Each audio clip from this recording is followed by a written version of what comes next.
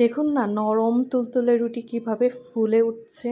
আপনি যখনই চুলায় দিবেন দেখবেন কি সুন্দর করে ফুলে ওঠে এবং ফুলে ওঠা রুটির সাথে একটা আলাদা রকম ভাইবস কাজ করে।